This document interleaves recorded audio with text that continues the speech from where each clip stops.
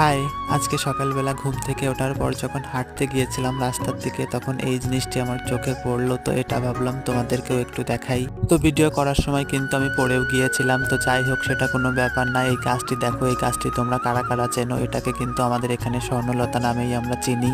তো এই গাছগুলোকে কিন্তু দূর থেকে খানিকটা নুডলসের মতো দেখায়, আর এই গাছগুলো কিন্তু পরগাছা টাইপের, মানে অন্য গাছের উপর ভর করে যে গাছগুলো বেঁচে ওঠে তো সেগুলোকেই কিন্তু পরগাছা বলে। তো এই গাছগুলো কিন্তু বড় গাছের পাতা থেকে রস সংগ্রহ করে সেটা খেয়েই কিন্তু বেঁচে থাকে, এদের কোনো শিকড় বাকড় হয় না। এই গাছগুলো কিন্তু এখান থেকে ছিঁড়ে আমি এখানে একটু ফেলে দিচ্ছিলাম। তো এই গাছগুলো কিন্তু এইভাবে এক জায়গা থেকে ছিঁড়ে অন্য জায়গায় ফেলে দিলে সেখান থেকে আবারও নতুন গাছের জন্ম হয়। তো আমি কিন্তু এই কাজটি করেছি তোমাদেরকে জাস্ট দেখানোর জন্য।